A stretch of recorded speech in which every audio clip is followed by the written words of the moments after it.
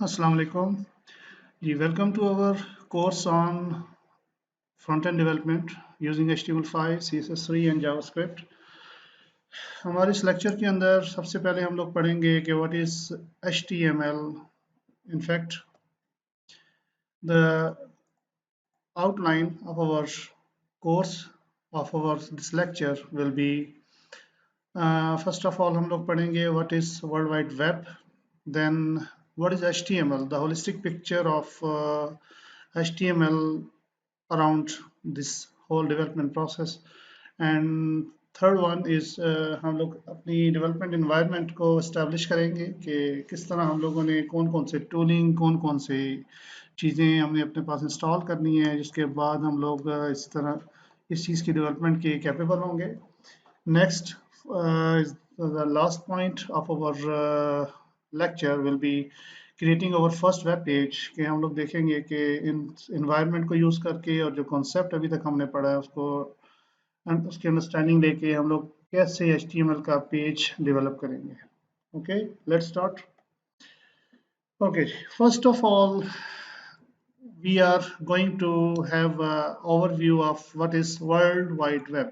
ये नाम आप लोगों में से कई लोगों ने बहुत दफ़ा सुना होगा. That is termed as W3 और WWW. इसके बारे में अगर हम लोग इंफॉर्मेशन लेना चाहें, यानी कि अंडरस्टैंडिंग लेना चाहें कि क्या है, तो ये कुछ इंफॉर्मेशन है और कुछ डिटेल्स हैं जो कि विकिपीडिया से भी आपको इजीली एक्सप्लोर करके मिल जाएंगी.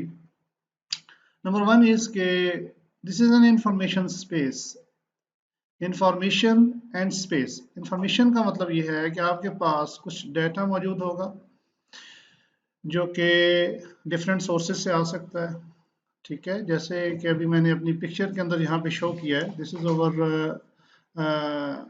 ग्लोब और this is over resource collection point, जहाँ पे हमारे पास रिसोर्सेज पड़ी हुई है. डिफरेंट काइंड ऑफ डाटा हमारे पास अवेलेबल है. डिफरेंट काइंड ऑफ मैकेनिज्म्स हमारे पास हैं जो कि हमें डाटा प्रोवाइड करते हैं.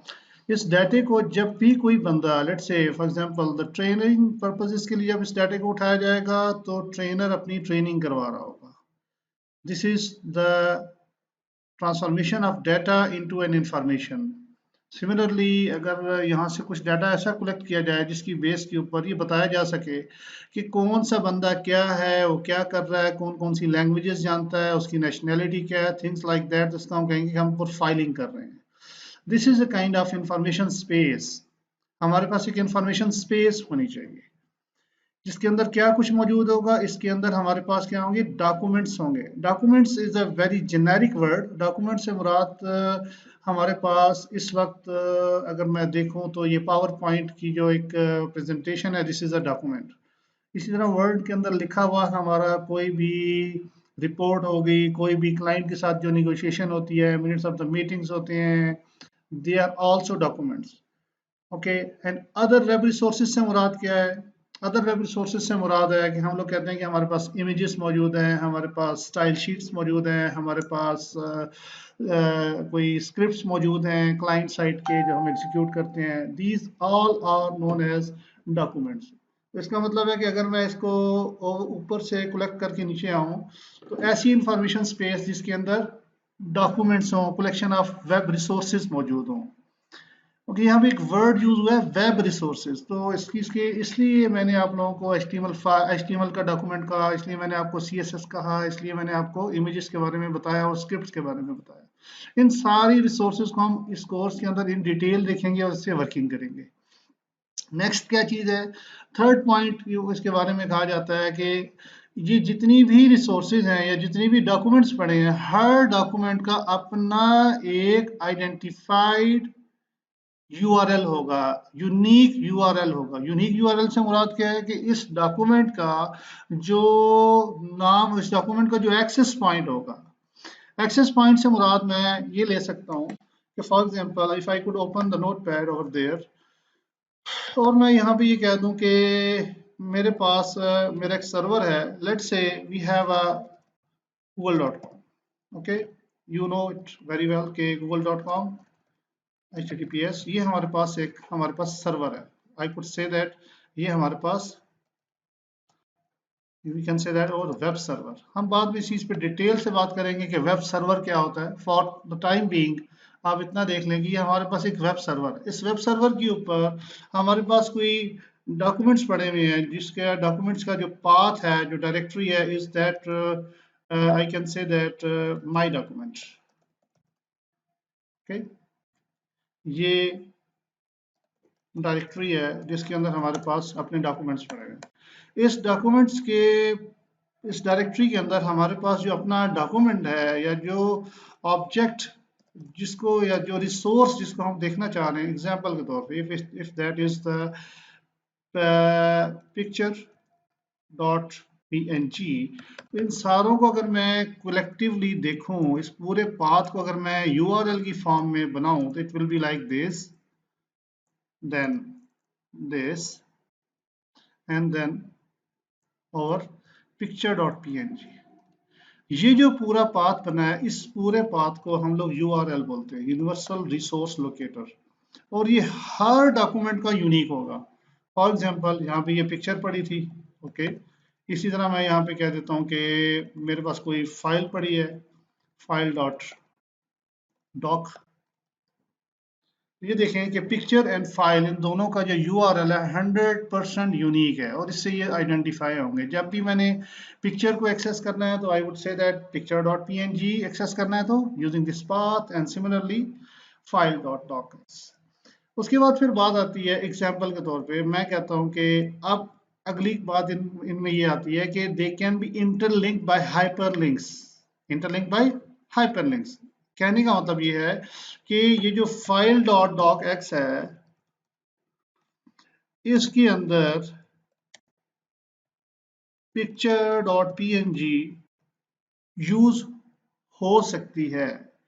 The file.docx can access this picture.png inside its documentation, inside its contents. तो ये डॉक्यूमेंट्स अगर आपस में इंटरलिंक्ड होंगे, तो हम कहेंगे कि ये हमारे पास चार प्रॉपर्टीज जो कि हम बता रहे हैं कि इंफॉर्मेशन स्पेस होगी, डॉक्यूमेंट्स होंगे, रिसोर्सेज हैं जो कि वेब के यूनिक URL है इनके पास, लिंक्ड बाय हाइपरलिंक्स। हाइपरलिंक्स का मतलब ये है कि अगर मैं अपनी फाइल के अंदर कोई ऐसा ऑब्जेक्ट लगाऊं जिसके अंदर मैं पिक्चर शो करना चाहता हूँ, लेट से मैं कहता हूँ कि इस फाइल के अंदर मेरा कोई इमेज है, इमेज का टैग मेरा लगा हुआ है, इमेज के टैग के अंदर src के एट्रीब्यूट के अंदर हम लोग ये वाला पाथ दे देते हैं।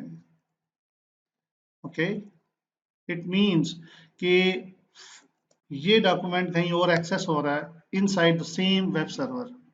ओके, और मजे की बात यह है कि final last but not least के they can be accessed via internet. Internet का मतलब ये है कि आप अपने पास वेब ब्राउज़र खोलेंगे, वेब ब्राउज़र खोलने के बाद आप जब इन डॉक्यूमेंट्स को एक्सेस करना चाहेंगे, तो यूजिंग द सेम URL लिख के आप अपने ब्राउज़र के अंदर जब ये एड्रेस लिखेंगे एड्रेस बार के अंदर, और ठीक है आप इंटर प्रेस करेंगे, तो आपको सेम डॉक्यूमेंट डिस्कवर होगा अपने ब्राउज़र के अंदर। This is a complete concept of World Wide Web. Number one, information space. Number two, web resources होंगी. Number three, उनका unique URL होगा. Number four, आपस में interlink हो सकेंगे. और number four, they can be explored or they can be accessed via the internet. Okay, this is the definition for the World Wide Web. Next point हमारे पास ये है कि अगर हम लोग वेब की बात तो हमने कर ली, हमने वर्ल्ड वाइड वेब की बात कर ली, तो अब अगर हम लोग ये देखना चाहें कि हमारे पास वेब के अंदर कौन कौन से ऐसे मेजर पार्ट्स हैं जो हमें ज़रूर पता होने चाहिए। Number one from the last slide is HTML resource. HTML resource से क्या मुराद है? हमारे पास डॉक्यूमेंट्स हैं, हमारे पास इमेजेस हैं, हमारे पास अदर फाइल्स। अदर फाइल्स के एग्जांपल के तौर पे मैंने आप लोगों को अभी बताया था जैसे कि अदर फाइल्स के तौर पे हमारे पास क्या हो सकता है, हमारे पास स्क्रिप्ट फाइल्स हो सकती हैं। Okay, that you people may have, some of you might know that के जावास्क्रिप्ट फाइल्स होती हैं। किसी को पता होगा कि हाँ भाई टाइप स्क्रिप्ट की भी फाइल्स होती हैं। इसी तरह हमारे पास स्टाइल शीट्स होती हैं, ठीक है। इसी तरह हमारे पास इमेजेस होते हैं, ठीक है। इसी तरह हमारे पास HTML के पेजेस होते हैं। These are all the HTML, these are all the HTML resources। इन सबको HTML resources कहेंगे, और इन सारे सारी सारी चीज़ों को हम लोग क्या कहते हैं, दीज आर ओवर, ये जो चीज़ें हैं JavaScript file, TypeScript file, style sheets, images, these are over static content. And ये आगे जाके हम लोग पढ़ेंगे जब वेब पेज बना रहे होंगे कि हमारे पास हमें पता चल जाएगा कि this is over static content, और कुछ कंटेंट होगा जो हमारा डायनामिक कंटेंट होगा। ठीक है, कि कौन सा कंटेंट स्टैटिक है, कौन सा कंटेंट डायनामिक है। And the other point is the URL. URL means the Uniform Resource Locator.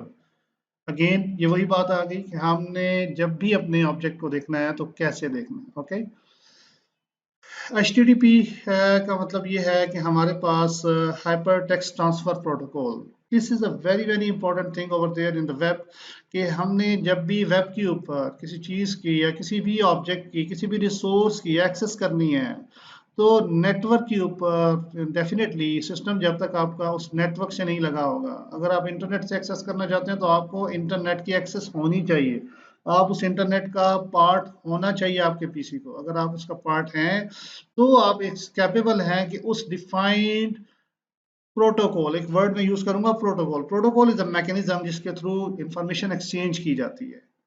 हमारे वेब के ऊपर इंफॉर्मेशन एक्सचेंज करने का जो प्रोटोकॉल है, इस प्रोटोकॉल को हम कहते हैं HTTP, hyper text transfer protocol.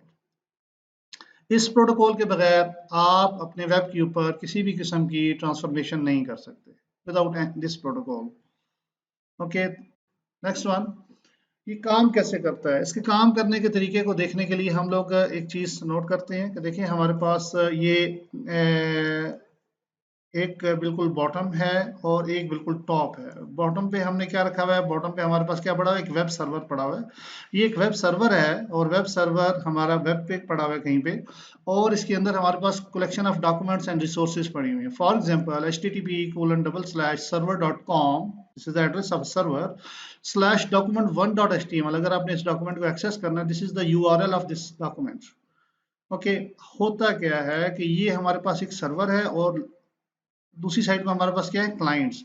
याद रखिए क्लाइंट्स का कॉन्सेप्ट ये है कि कई लोग ये समझते हैं कि क्लाइंट से मुराद होता है कि इंसान, the human is not a client in our web terminology. Web terminology के अंदर जो क्लाइंट होता है वो वेब ब्राउजर होता है। वेब ब्राउजर से मुराद क्या है? आपका इंटरनेट एक्सप्लोरर, आपका एज, आपका मोजिला, आपका Google Chrome, and all these are the clients for the web. और जब भी क्लाइंट वेब पे बैठेगा तो ये जो एड्रेस लिखा हुआ है, ये जो URL लिखा हुआ है, ये क्लाइंट इंटर करेगा। कहाँ पे इंटर करेगा? अपने ब्राउजर के अंदर इंटर करेगा, ब्राउजर की एड्रेस बार में इंटर करेगा। ब्राउजर की एड्रेस बार में जब ये एड्रेस क्लाइंट लिखेगा तो क्या होगा कि क्लाइंट जब HTTP लिखेगा तो इसका मतलब है क्लाइंट सबसे पहले ये बता रहा है कि भाई मैंने कौन सा प्रोटोकॉल यूज करना है, फिर कौन से सर्वर को एक्सेस करना है, फिर सर्वर के अंदर कौन से डॉक्यूमेंट को मैंने लेना है। दिस इज अ वे। इस डॉक्यूमेंट के अंदर, इस डॉक्यूमेंट को सर्वर क्या करेगा? सर्वर अपने पास से डॉक्यूमेंट को उठाएगा, डॉक्यूमेंट को उठा के प्रोसेस करेगा, what ever the processing is required. हम इस बारे में सारी डिटेल से बात बाद में करेंगे। और इस डॉक्यूमेंट को क्लाइंट पे सर्व करवा देगा और क्लाइंट को भेजेगा। क्लाइंट को कहाँ भेजेगा? क्लाइंट को वाया ओवर द इंटरनेट भेजेगा और यूजिंग द प्रोटोकॉल HTTP भेजेगा। क्लाइंट के पास जब ये सारा डॉक्यूमेंट रिसीव हो जाएगा तो क्लाइंट के अंदर क्या चीज़ है? क्लाइंट इज अ ब्राउजर जिसके अंदर ये कैपेबिलिटी है कि वो इसके रिस्पॉन्स को इंटरप्रेट करके रेंडर कर सकता है। There is a technical word of rendering concept है कि रेंडरिंग का मतलब है कि आपने ब्राउजर के अंदर अपने रिस्पॉन्स को शो करना है। कौन सा टेक्सचुअल रिस्पॉन्स है, कैसे शो होगा, इमेज का रिस्पॉन्स कैसे शो होगा, जावास्क्रिप्ट कैसे वहां पे एग्जीक्यूट होगी। These are all the concepts of the client side. Okay, next. अब इम्पोर्टेंट बात यह है कि हमें क्या जरूरत पड़ी कि हम लोग इस वक्त जैसे फ्रंट एंड डेवलपमेंट की हमने बात शुरू की, हम HTML पढ़ना चाह रहे हैं, हम CSS पढ़ेंगे, हम जावास्क्रिप्ट को देखेंगे। Why does it all happen to us that कि हमें इस चीज़ के बारे में सीखना पड़ रहा है। हमें इस बारे में इसलिए सीखना पड़ रहा है कि client side, server side development अलग हो गई। सर्वर साइड के अंदर हमारे पास डिफरेंट टेक्नोलॉजीज हैं, जिनमें से कुछ का मैं नाम बता देता हूँ। इनमें से एक नोड है, इसमें से फिर आपके पास .NET मौजूद है, इसके बाद आपके पास रूबी ऑन रेल्स है, इसके बाद आपके पास डिफरेंट फ्रेमवर्क्स हैं जो कि आप यूज़ कर सकते हैं। ओके, अब जब क्लाइंट साइड की हम बात करते हैं तो क्लाइंट का तो ब्राउज़र है जो कि वेंडर ने बना के आपको दे दिया। अब उस ब्राउजर के अंदर जब ऑब्जेक्ट्स को शो करना है, इमेजेस को शो करना है, वी वांट के फ्ला इमेज इस तरफ नजर आए, ये चीज़ें ऐसी नजर आए, फ्ला ऑब्जेक्ट को हमने किसी एनिमेशन के अंदर शो करना है। तो इस सारे काम को करने के लिए हमें अपनी CSS और जावास्क्रिप्ट की हेल्प लेनी पड़ती है और HTML की हेल्प लेनी पड़ती है। यानी कि जब HTML का डॉक्यूमेंट होता है, इसके ऊपर जब स्टाइलिंग लगानी होती है तो हम CSS को यूज़ करते हैं, और इसके अंदर जब हमने प्रोसेसिंग करनी होती है हम जावास्क्रिप्ट को यूज़ करते हैं client side. These are complete client side package that we need to learn in order to you can say play around with our responses कि हम लोग client को response कैसे present करेंगे। ओके अब बात यह है कि ये कोर्स किन किन लोगों के लिए है। ये कोर्स डेफिनेटली मैं कहूँगा उन लोगों के लिए है जो कि बिल्कुल नए हैं, जो कि इस चीज़ के बारे में बहुत कम जानते हैं कि क्लाइंट साइड डेवलपमेंट क्या होती है, वेब के अंदर काम कैसे किया जाता है। कुछ ऐसे लोग होंगे जो कि ऑलरेडी एक्सपीरियंस्ड होंगे और उनके पास कॉन्सेप्ट्स मौजूद होंगे, लेकिन हमारे कोर्स के अंदर डेफिनेटली आपको ऐसी चीज़ें मिलेंगी, क्योंकि हमने इस कोर्स को प्रोफेशनली डिज़ाइन किया है कि जो जो चीज़ें एग्जांपल के तौर पे आपको लेट्स से HTML के डिफरेंट फ्रेमवर्क्स क्या होते हैं, HTML के अंदर डाटा प्रोसेसिंग कैसे की जाती है, डाटा को रेंडरिंग कैसे की जाती है, मिडलवेयर क्या चीज़ें होती हैं, क्लाइंट साइड टेक्नोलॉजीज़ क्या होती हैं, फिर CSS के अंदर मुख्तलिफ फ्रेमवर्क्स हैं जैसे bootstrap is one of them, the most you can say the most glowing part in the web is the bootstrap कि bootstrap के इस वक्त कौन सा वर्जन चल रहा है, हम कैसे bootstrap को यूज़ करके अपने काम आसान कर सकते हैं, बजाय इसके कि हम चीज़ों को ग्राउंड लेवल से बनाना शुरू करें। हमारे पास कुछ ऐसे फ्रेमवर्क्स हैं जो कि हम लोग यूज़ करके अपना डेवलपमेंट का जो टाइम है या डेवलपमेंट का जो अपना कर्व है वो बहुत स्मूथ कर सकते हैं। तो ये सब उन लोगों के लिए है जो कि अपने आप को दोबारा से रिफाइन करना चाहें, वो लोग जो कि इस टेक्नोलॉजी में जंप इन करना चाहें। एक चीज़ अब इसके बारे में कि अभी तक हमने जितना भी इस लेक्चर के अंदर कवर किया है, that we need to know is number one, we have to talk about the web server. Web server क्या होता है? अभी आपको पता चल गया कि वेब सर्वर ऐसी मशीन होती है, ऐसा कंप्यूटर होता है जिसके अंदर सारी रिसोर्सेज पड़े होते हैं, जिन रिसोर्सेज को हम over the client, over the by using the clients over the internet या over the network, we can say more specifically उसको एक्सेस करेंगे।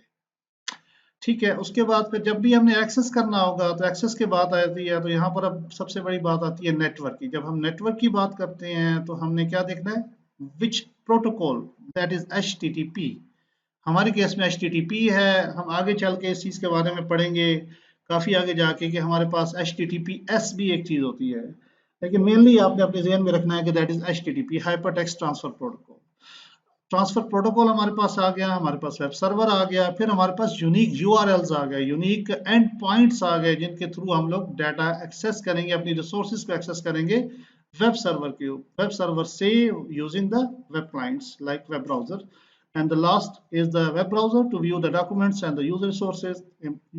This is a complete holistic picture that what is www World Wide Web. Okay, तो आप इस चीज़ को एक दफ़ा revise करें, इस चीज़ को अच्छी तरह देख लें कि हम लोगों ने जो चीज़ें पढ़ी हैं उनके अंदर ये 4 पॉइंट्स हमने कवर किए हैं। इन 4 पॉइंट्स के बारे में आपकी एक बिल्कुल होलिस्टिक टाइप, एक बिल्कुल एक